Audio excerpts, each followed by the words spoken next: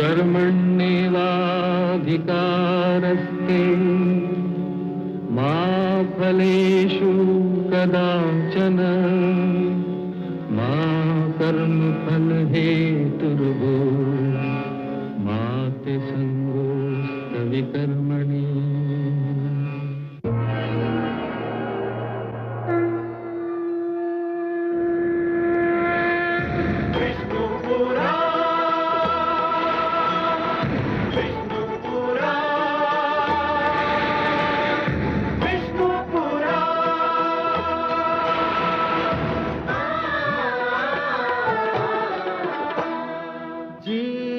ज्ञान ब्रह्म ज्ञान अथ श्री विष्णु पुराण ओम की कथा महान जय श्री विष्णु पुराण विष्णु पुराण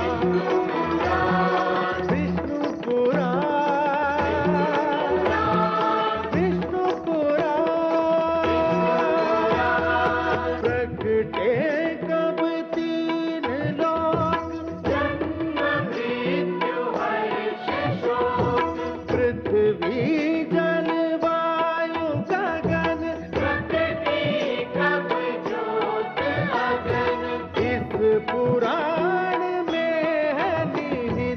जप तप और योग ध्यान विष्णु पुराण विष्णु पुराण विष्णु पुराण।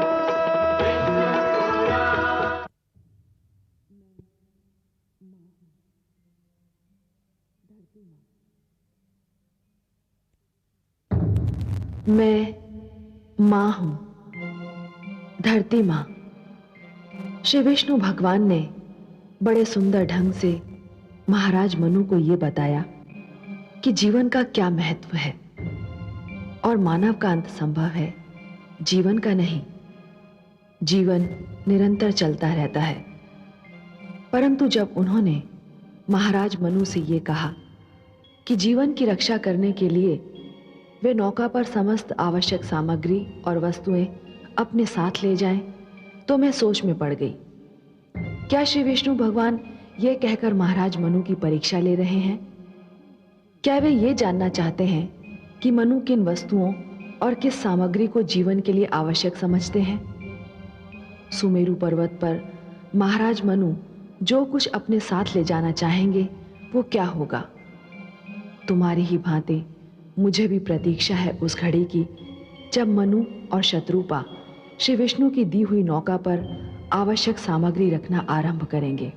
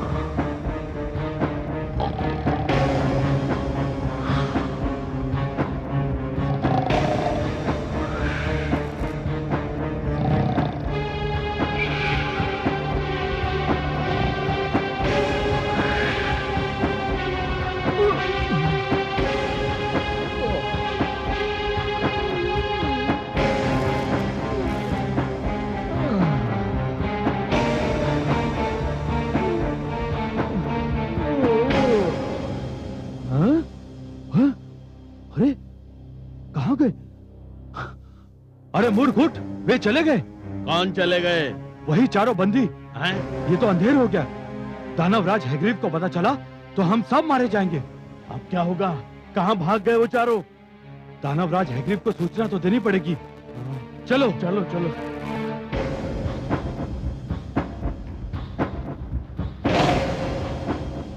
दुष्टों, मैं तुम्हारी जिह्वा खींच लूंगा। कहाँ गए वो चारों? पता नहीं दानवराज, एक क्षण को हमारी पलक झपक गई थी, बस उसी में वो कहीं भाग गए। एक क्षण? अरे मूर्खों, एक क्षण में तो वो संसार के इस छोर से उस छोर तक पहुंच सकते हैं। जाओ, शीघ्रता से ढूंढो उन्हें। ठहरो, मैं भी तुम्हारे साथ चलता हूं। यदि वे इस क्षेत्र से बाहर निकल गए तो फिर हमारे हाथ नहीं आएंगे, और यदि वे हमारे हाथ नहीं आए तो मैं तुम सबको यमलोक पहुंचा दूंगा। या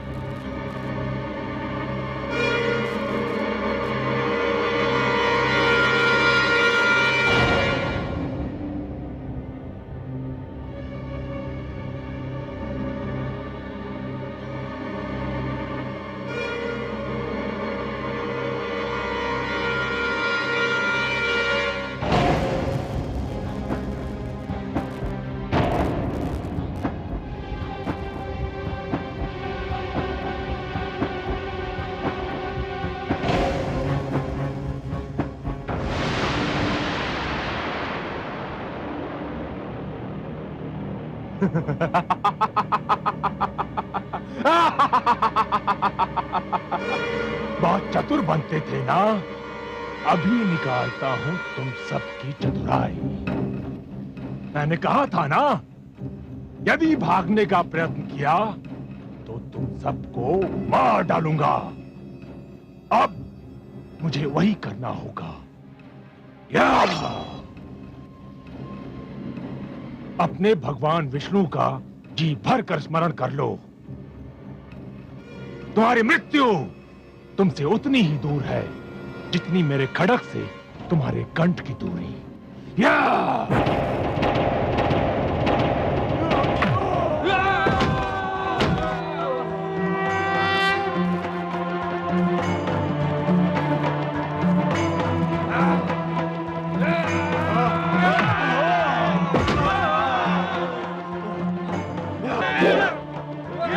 मार डालो इसे, ये जीवित न बचने पाए।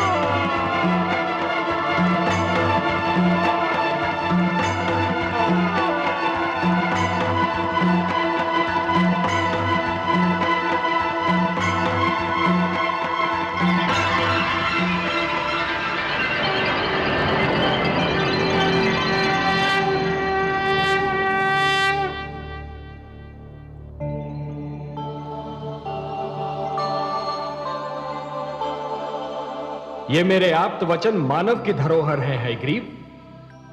ये इस अपवित्र स्थान में नहीं रह सकते और तू इनको नष्ट भी नहीं कर सकता। इनकी रक्षा करना मेरा उत्तरदायित्व है।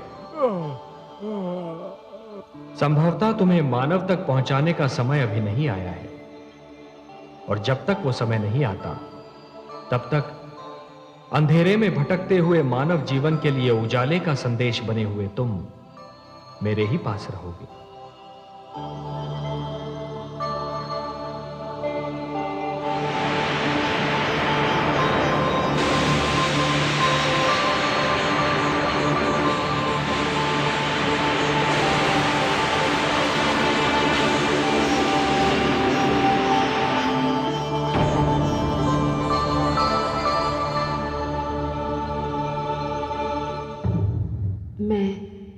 मां हूं, धरती मां। वेदों की रक्षा हुई, मैं धन्य हो गई। केवल इसलिए नहीं कि हयग्रीव का अंत हो गया, बल्कि इसलिए भी कि भगवान विष्णु ने मेरे निकट आकर मुझे विश्वास दिला दिया कि कोई तो है जिसे मेरी मानव जाति की, मानवता की चिंता है, जो किसी भी विपदा के समय हमारी रक्षा करता है।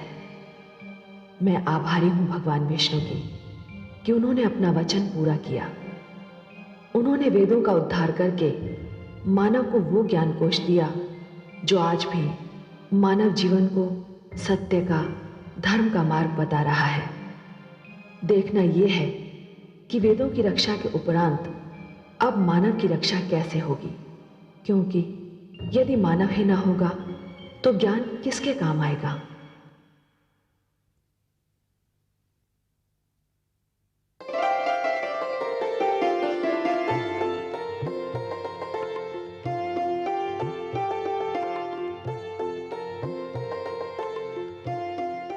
स्वामी, नौका के तल में वो सभी आवश्यक वस्तुएं मैंने रख दी हैं। पौधों के बीज, पशु पक्षियों के जोड़े, जो कुछ भी यहाँ था वो सभी मैंने रख लिया है। और हाँ, कोयल की एक जोड़ी भी मैंने रख ली है। उसकी कूक मेरे मन को बहुत ही भाती है। और काग की जोड़ी वो नहीं रखी तुमने? परंतु काग, उसकी बोली तो बहुत ही कर्कश होती है, मुझे तनिक भी नहीं सुहाती। प्रिय, प्रकृति ने हमें जो कुछ भी दिया है वो अकारण नहीं, उसकी कोई ना कोई उपयोगिता अवश्य है। कुछ वस्तुओं की उपयोगिता का ज्ञान हमें हो चुका है और कुछ वस्तुओं की उपयोगिता हमारे लिए अभी तक रहस्य बनी हुई है। हां, परंतु उनकी उपयोगिता अवश्य है। मानव मस्तिष्क का जैसे जैसे विकास होता जाएगा, ये रहस्य खुलते जाएंगे। परंतु काग की क्या उपयोगिता है स्वामी? क्यों? जब मैं कई कई दिन तपस्या करके घर लौटा तो तुम्ही ने कहा था कि तुम पहले से ही जान गई थी कि मैं आने वाला हूं। मेरे ये पूछने पर कि तुमने ये कैसे जाना, तुम ही कहती थी कि मुंडेर पर कागा बोला और तुम समझ गई कि मैं आ रहा हूं। तो काग की उपयोगिता तुम स्वयं मान चुकी हो।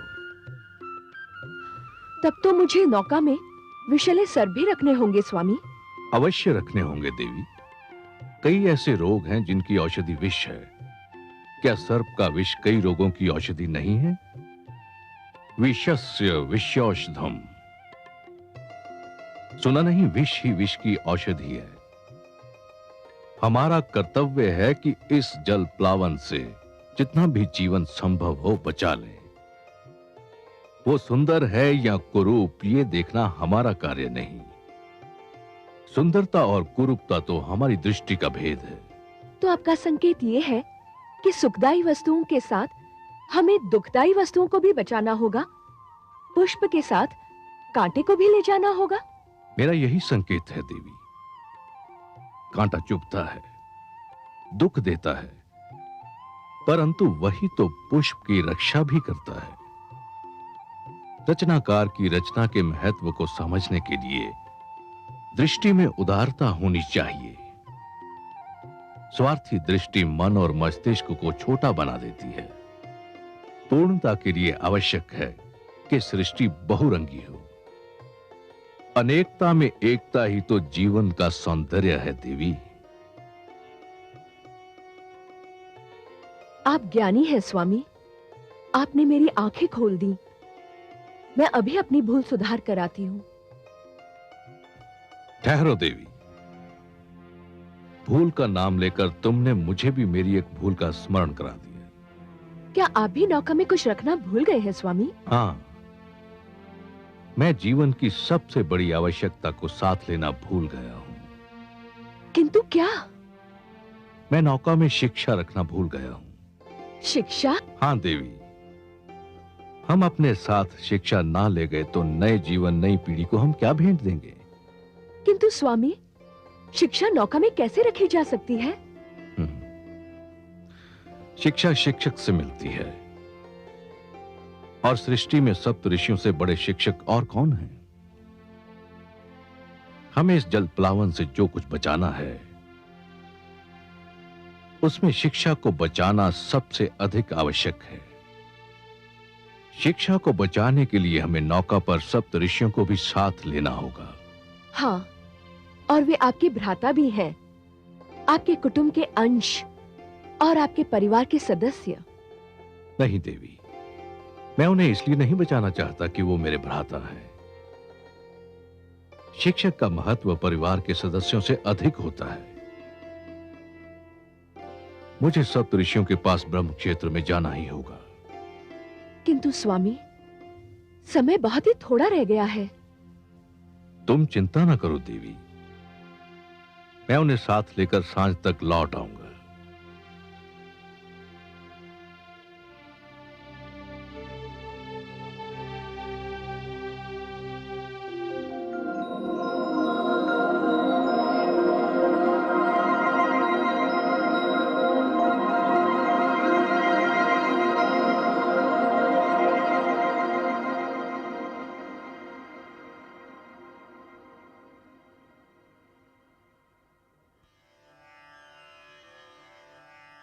प्रणाम।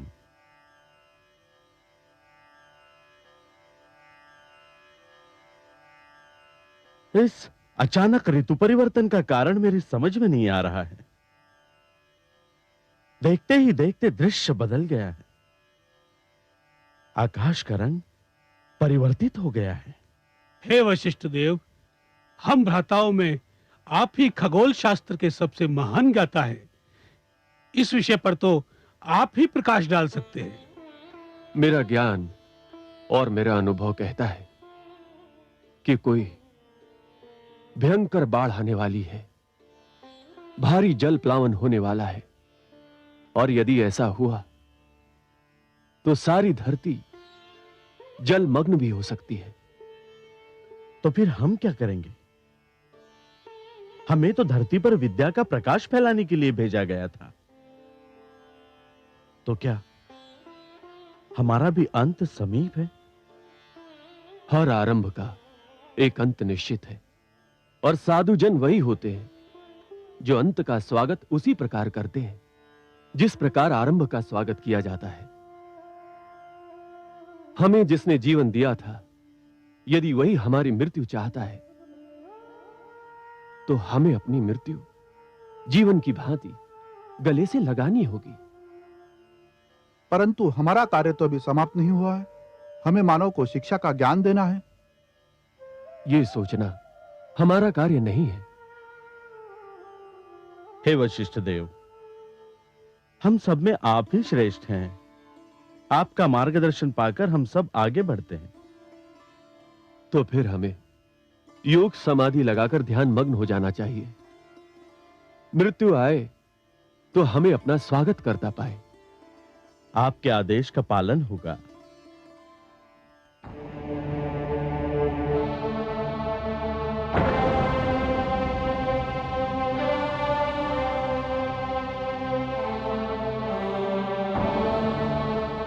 हे महान गण, अपना ध्यान तोड़िए, मुझे आपकी आवश्यकता है।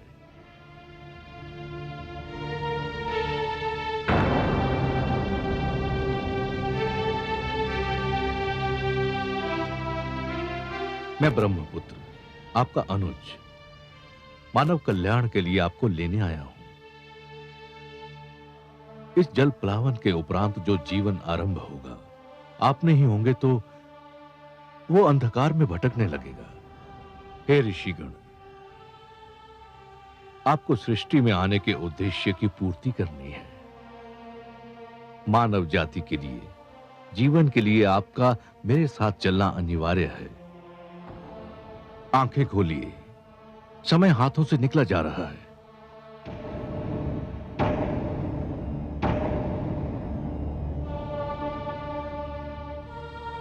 अनुज मनु, तुम? हां भ्रातृश्री, शीघ्र उठिए। भयंकर जल प्लावन होने वाला है। मैं आपको लेने आया हूं।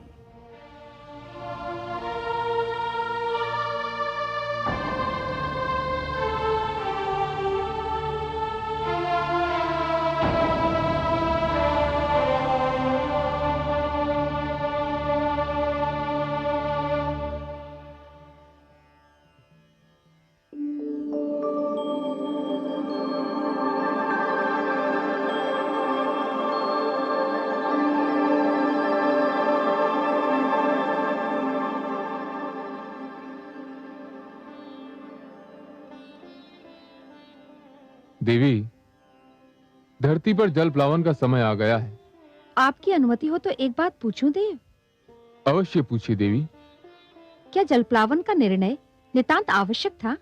ब्रह्मा जी का उद्देश्य बहुत उच्च, बहुत महान, बहुत पवित्र है, और इस उद्देश्य की पूर्ति के लिए धरती का स्वच्छ होना अनिवार्य है। पर प्रभु, क्या इस जल प्लावन में सब कुछ डूब जाएगा? देवी, हम त्रिमूर्ति हैं, ब्रह्मा, विष्णु और मैं। हम तीनों के अपने अपने कार्य क्षेत्र हैं, और हमें से कोई किसी दूसरे के कार्य क्षेत्र में पग नहीं धरता। ब्रह्मा जी अपना कार्य कर चुके हैं, अब मैं अपना कार्य करने जा रहा हूं। इस जल प्लावन में क्या डूबेगा और क्या बचेगा, इसका ज्ञान तो केवल श्रीहरि विष्णु को है, क्योंकि ये उनका कार्य क्षेत्र है। पर प्रभु, इसके उपरांत होगा क्या? उसके उपरांत सब कुछ शांत हो जाएगा। परंतु देवी, ये सब प्रश्न आप क्यों पूछ रही हैं? आपके सहयोग से ही तो मैं यह कार्य करूंगा। मैं कुछ समझी नहीं देव। आप मेरी प्रेरणा हैं। आपसे शक्ति पाकर ही मैं हर कार्य करता हूं। मैं आपको कैसे शक्ति दूंगी प्रभु? मेरे भीतर समाकर। तनिक इस कैलाश को भी तो अर्धनारीश्वर का रूप देख लेने दीजिए। जो आज्ञा प्रभु।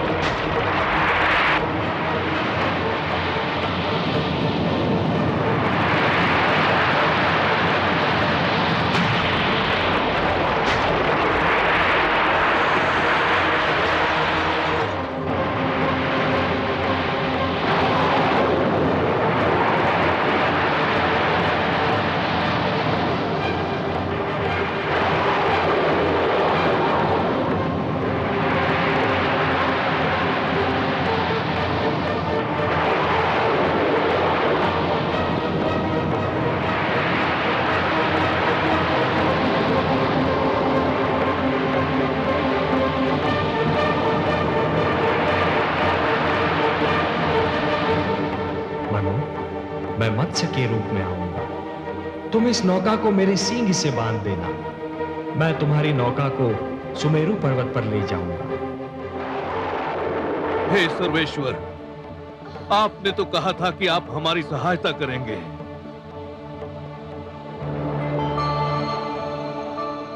शान्ताकारं भुजगशयनं पद्मनाभं सुरेशं विश्वाधारं गगनसदृशं मेघवर्णं शुभांगं लक्ष्मीकान्तं कमलनयनं योगिभिर्ध्यानगम्यं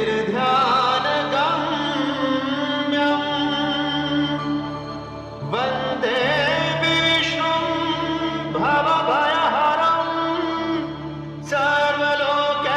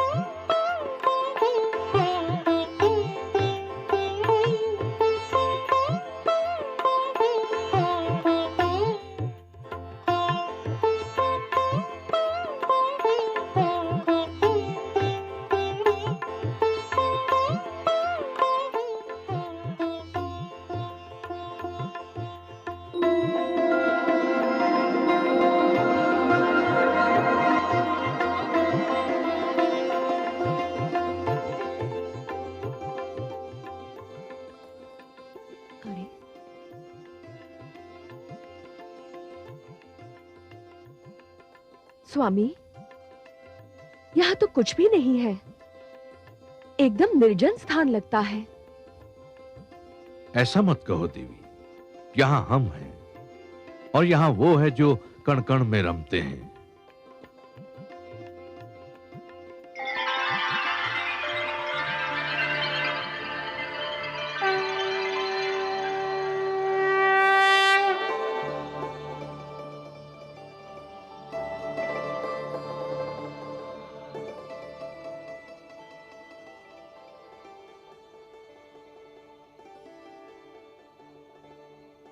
हे नारायण, आपके दर्शन मिले, नैनों के भाग्य जागे, आत्मा की प्यास बुझी।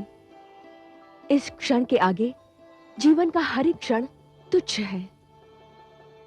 हे विश्वेश्वर, आपने जलप्लावन से हमारी रक्षा की, आपको कोटि कोटि धन्यवाद। हे मनु, इस भयंकर जलप्लावन में शिक्षा और गुरु की रक्षा करने में जो तुमने तत्परता दिखाई, वो भी सराहनीय है। तुमने मानव कल्याण के उद्देश्य के लिए साधना की, व्रत धारण किया।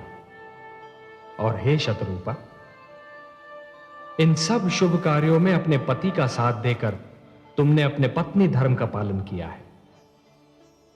मैं तुम दोनों से अति प्रसन्न हूं और समस्त मानव जाति में केवल तुम दोनों को चुनने का एक विशेष कारण भी है। हे जगदीश, आप तो कारणों के कारण हैं। जो भी कारण होगा उसे केवल आप ही जानते हैं। मैं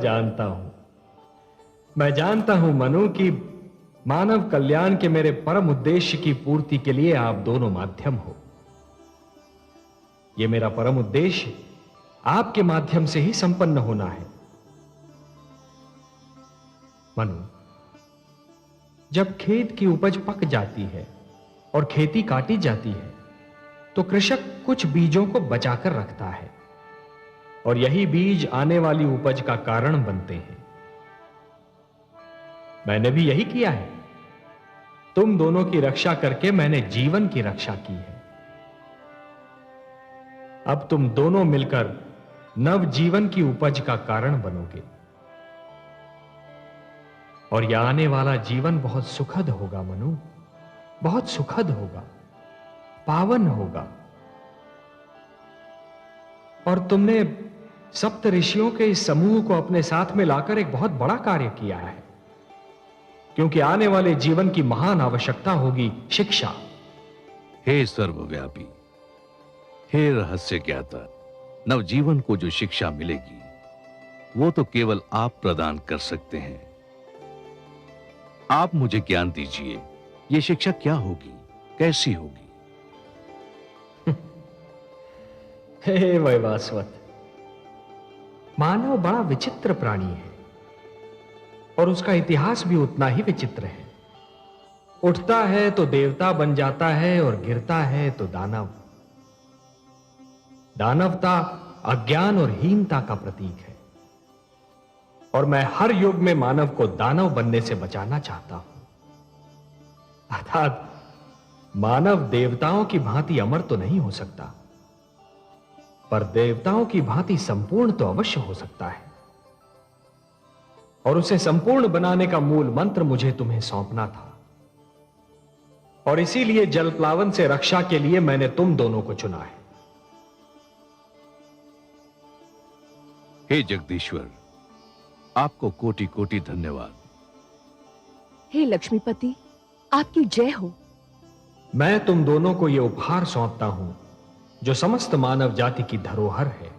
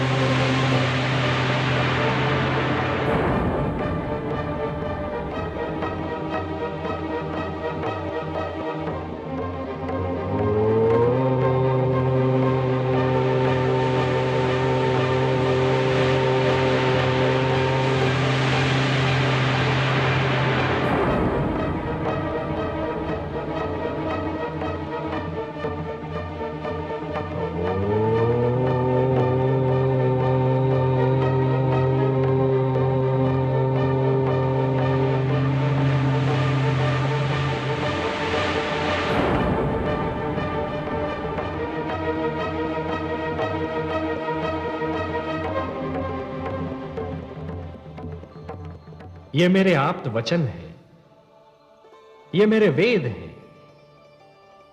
ये ऋग्वेद है।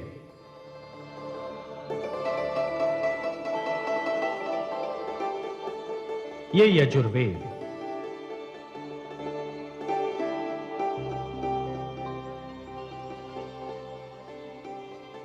ये सामवेद है और ये अथर्ववेद।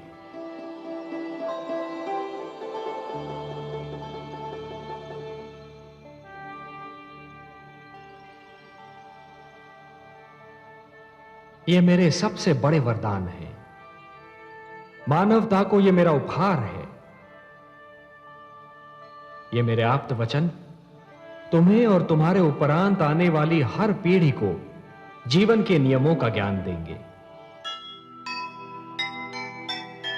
कृपा हुई भगवान की, लिया मत्स्य अवतार, वेदों की रक्षा हुई, किया बड़ा उपकार। अंत हुआ हयग्रीव का, हुआ पाप का नाश, फैल गया संसार में चारों ओर प्रकाश, चारों ओर प्रकाश। जो सुनेगा ये पुराण पाएगा सुख और ज्ञान, पाएगा सुख और ज्ञान। कर्म को ही धर्म जान, प्रेम की तू छेड़तान, प्रेम की तू छेड़तान। बीते युग बता रहे हैं, बीते युग बता रहे हैं, सत्य पथ पे चल सुजान। विष्णु पुराण